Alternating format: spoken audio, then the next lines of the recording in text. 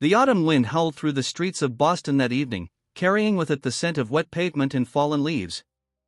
The rain had started as a drizzle but quickly turned into a storm that seemed to wash away the very colors of the city. In the backyard of an enormous estate in Beacon Hill, surrounded by perfectly manicured lawns and imported Italian statues, a woman sat hunched beneath an old oak tree. Her gray uniform was drenched, clinging to her thin shoulders like a second skin. In her lap sat a small paper bag, soggy and falling apart, containing what looked like half a sandwich and an apple. The rain streamed down her face, mixing with something else, tears that she tried to hide by keeping her head down. Her fingers shook as she brought the wet bread to her lips, chewing slowly, mechanically, as if eating was just another task to complete before the day ended. She didn't bother wiping her face. She didn't seek the covered porch just 20 feet away. She simply sat there, in the cold, in the rain, in a silence that screamed of something broken inside her. And that's when he saw her, the man who owned not just this mansion, but 3 others across the country, the man whose signature could move millions, whose name appeared in Forbes magazine every year. But what he was about to discover would crack open his chest and force him to see the world through eyes he had kept closed for far too long. Before we continue, if you believe in compassion, in seeing the invisible people around us, and in the power of human connection, please take a moment to like, comment, share, and subscribe to Blaze. Your small action today can help this story reach hearts that need it the most. His name was Jonathan Pierce. At 52 years old, he had everything society told him mattered: a penthouse in Manhattan, a yacht docked in Miami, cars that cost more than most people's homes, and a business empire that stretched across telecommunications and real estate. He had clawed his way up from a middle-class upbringing in Ohio, and somewhere along that climb, he had learned to see people as either useful or invisible. His employees were numbers on spreadsheets. His housekeepers were ghosts who cleaned and disappeared. He paid them well, he told himself, and that was enough. He didn't need to know their names, their stories, their pain. But on that cold October evening, as Jonathan stepped out of his black Mercedes after a grueling 14-hour day of board meetings and conference calls, something made him pause. Through the rain-streaked window of his garage, he saw her, a small figure beneath the oak tree, eating in the storm like a stray animal with nowhere else to go. Her name was Claire Donovan, though he had never once asked her that. She had worked for him for nearly 3 years, arriving before dawn and leaving after sunset, moving through his home like a shadow. She never spoke unless spoken to, never made eye contact, never asked for anything. He had always appreciated that about her, her invisibility. But now, watching her shiver in the rain, something uncomfortable stirred in his chest. Why would anyone choose to sit outside in this weather when there was a warm, dry kitchen just inside? He had a fully furnished staff room with a television, a microwave, comfortable chairs. It made no sense. Jonathan grabbed his briefcase and walked toward her, his leather shoes squelching in the mud. The rain soaked through his expensive suit within seconds, but he barely noticed. When he got close enough to speak, he called out her name, or at least, what he thought might be her name. "Excuse me," he said, his voice sharp with confusion and irritation. "What are you doing out here?" Claire's head snapped up, her eyes wide with panic. She quickly tried to stand, but her legs seemed unsteady. The paper bag fell from her lap, spilling the soggy sandwich onto the wet grass. She bent down immediately to pick it up, her hands fumbling, her breathing quick and shallow. "I'm sorry, sir," she whispered, not meeting his gaze. "I didn't mean to. I'll clean this up." "I'm sorry." Her voice was so small, so defeated, that it stopped him cold. Jonathan stood there, rain pouring down his face, staring at this woman who was apologizing for eating. He opened his mouth to ask another question, but she was already gathering her things, stuffing the ruined sandwich back into the torn bag, her movements frantic and ashamed. He wanted to say something, but the words caught in his throat. Instead, he turned and walked back toward the house, his mind buzzing with questions he couldn't answer. That night, as he sat in his mahogany-paneled study with a glass of bourbon in his hand, he couldn't stop thinking about what he'd seen. His wife, Victoria, was out at a charity gala, another event where wealthy people congratulated themselves for writing checks. His children were away at boarding school in Connecticut. The house was silent except for the ticking of an antique clock and the distant hum of the dishwasher. He should have been reviewing contracts or checking his stock portfolio, but instead, he found himself staring out the window at that oak tree, now barely visible in the darkness. The image of Claire sitting there, soaked and shaking, replayed in his mind like a film he couldn't pause. The next morning, Jonathan did something he had never done before. He arrived at his office late and left early, driving back to his Beacon Hill estate just before noon. He parked his car in a spot where he could see the backyard clearly, and he waited. At exactly 12:15, Claire emerged from the service entrance carrying a small brown bag and a plastic water bottle. She walked across the lawn, her steps slow and careful, and sat beneath the same oak tree. The weather was better today, overcast but dry, yet she still chose that spot, far from the house, far from everyone. Jonathan watched as she unpacked her lunch, a single peanut butter sandwich, a banana that was more brown than yellow, and the water bottle that looked like it had been refilled 100 times. She ate slowly, staring at nothing, her face blank and exhausted. After a few minutes, Jonathan got out of his car and walked toward her, this time moving more carefully, less like a boss and more like someone approaching a wounded bird. When his shadow fell across her, Claire looked up, and for a brief moment, he saw something in her eyes, not fear, but resignation, as if she had been expecting this. "Claire," he said softly, surprising himself by remembering her name. "Can I ask you something? And please, be honest with me." She nodded slowly, her hands folding the sandwich wrapper into smaller and smaller squares. "Why do you eat out here? There's a staff room inside. It's warm. There's a table, a refrigerator, a coffee maker. Why do you sit alone in the cold?" For a long moment, she said nothing. Then, in a voice barely louder than the wind, she spoke. "I used to eat inside, Mr. Pierce. For the first few months, I did. But one day, your wife had guests over for lunch, ladies from her country club. I was sitting in the corner of the staff room, trying to stay out of the way, when one of them came in looking for the bathroom." Claire's hands stopped moving. Her eyes fixed on the ground. "She saw me there, eating my sandwich, and she made a face.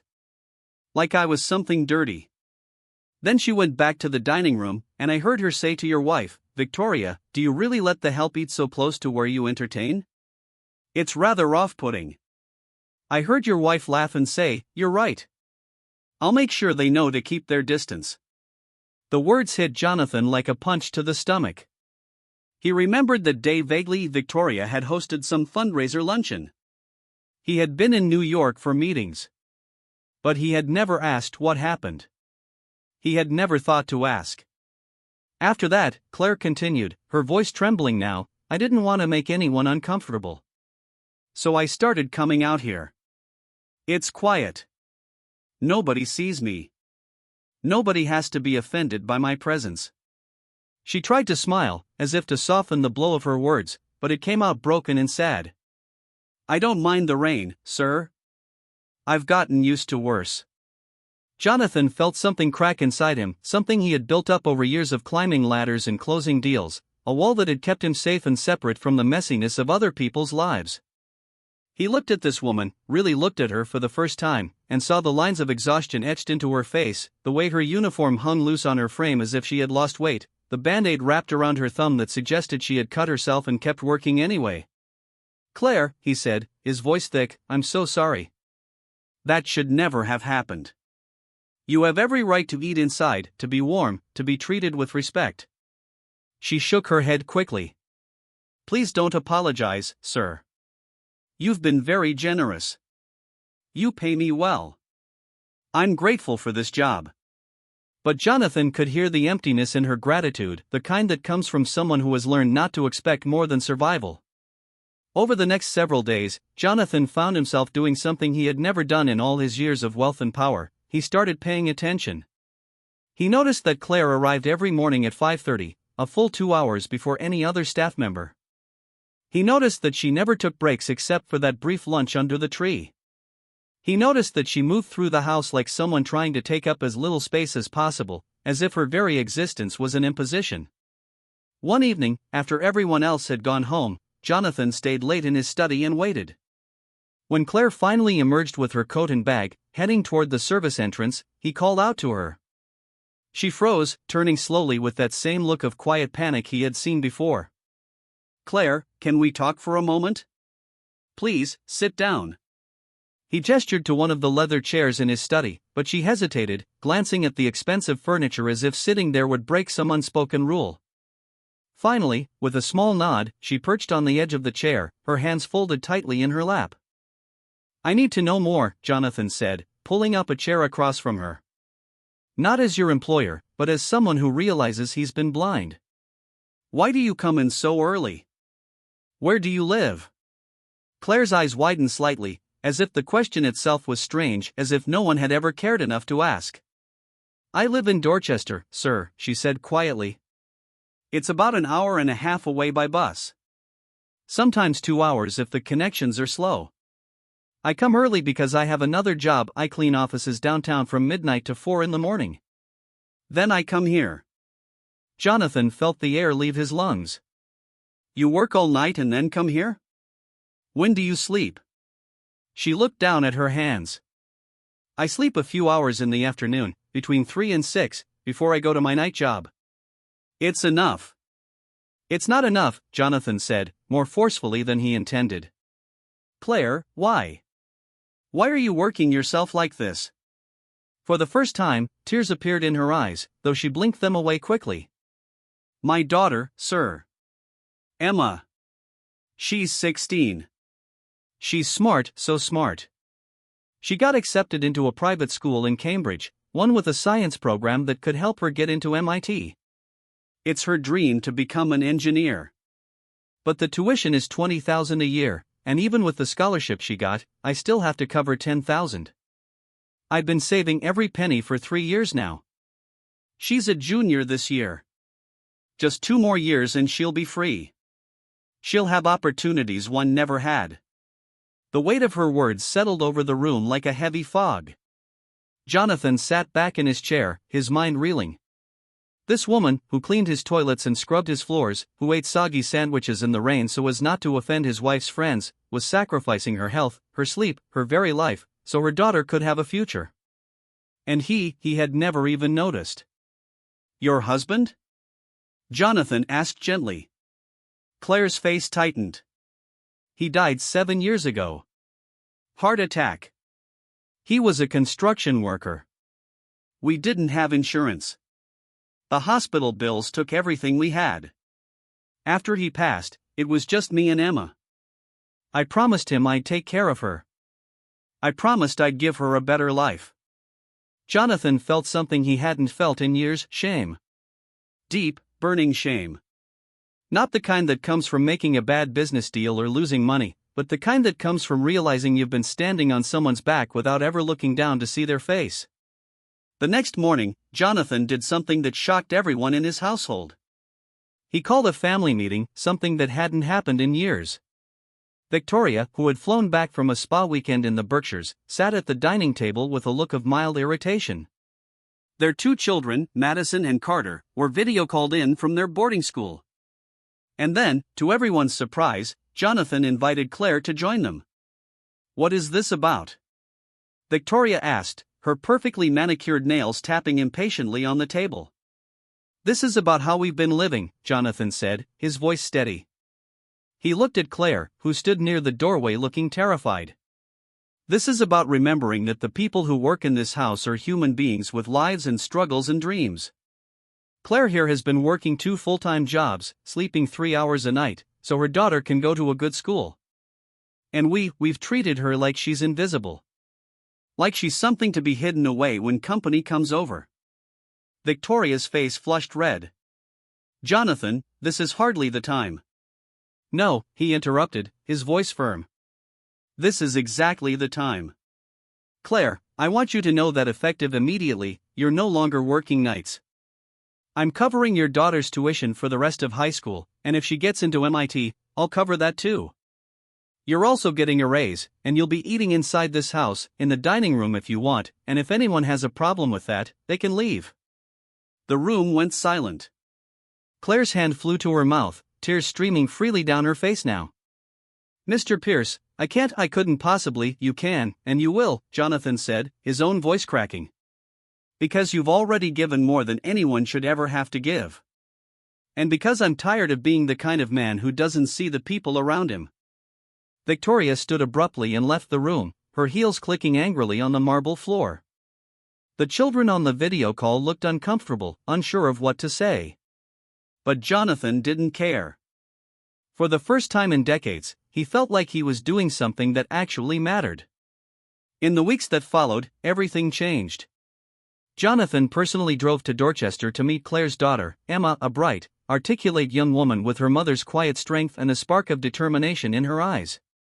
He set up a college fund for her, met with her school counselors, and even arranged for her to shadow one of his company's top engineers during summer break. He also started paying attention to everyone who worked in his home and his businesses. He learned their names, their stories, their struggles. He discovered that his gardener, Miguel, was supporting 3 children on his own after his wife was deported. He learned that his driver, Marcus, had been driving for him for 8 years while caring for a mother with Alzheimer's. He realized that behind every invisible person in his life was a universe of pain, hope, and resilience that he had never bothered to see. The mansion felt different now. The air seemed lighter. People smiled more. Even Victoria, after weeks of cold silence, began to soften. She started volunteering at a homeless shelter in downtown Boston, and though she never apologized directly to Claire, she began treating her with a respect that hadn't been there before. One Saturday afternoon, 3 months after that rainy day beneath the oak tree, Jonathan found Claire in the kitchen preparing lunch. But this time, she wasn't alone. Emma was with her, and they were laughing together, something that Claire later told him hadn't happened in years. "Mr. Pierce," Claire said when she saw him. "Emma wanted to come by and thank you herself." The teenager stepped forward, her eyes bright with emotion. "Mr. Pierce, because of you, I don't have to watch my mom kill herself anymore. She's sleeping. She's smiling again. And I have a real shot at my dreams now." "I don't know how to thank you." Jonathan felt his throat tighten. "You don't have to thank me, Emma. Your mother is the hero here. She's the one who sacrificed everything for you. I just opened a door that should have been open all along." As they stood there in the kitchen, the billionaire, the maid, and her daughter, Jonathan thought about all the years he had wasted chasing things that didn't matter. He thought about the oak tree in his backyard and the woman who had sat beneath it in the rain, invisible and alone, while he had lived in a mansion built on the backs of people he never saw. If this story touched your heart, please consider liking the video, subscribing to Blaze, and sharing your thoughts in the comments. Your support helps us bring more meaningful stories to life. Thank you for being here. 2 years later, on a sunny morning in May, Jonathan Pierce sat in the audience at Emma Donovan's high school graduation. When her name was called and she walked across the stage to accept her diploma along with the announcement that she had been accepted to MIT with a full scholarship, he stood and clapped louder than anyone else in that auditorium. Claire sat beside him, tears of joy streaming down her face, and when she turned to thank him once more, he simply shook his head. "You gave me more than I ever gave you, Claire," he said softly. "You reminded me what it means to have a purpose beyond profit. You showed me that the measure of a person isn't in what they own, but in how they treat the people who have nothing to give them in return. And sometimes, that's all it takes. One moment of truly seeing someone. One act of compassion. One rainy day beneath an oak tree that breaks open a heart and reminds us that we are all connected, that we all matter, that kindness is the only currency that truly makes us rich."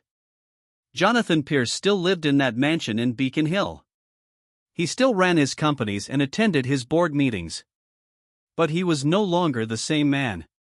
And every time he passed that oak tree in his backyard, he remembered the day his life changed, the day he finally opened his eyes and saw the world not as something to conquer, but as something to care for, one invisible person at a time.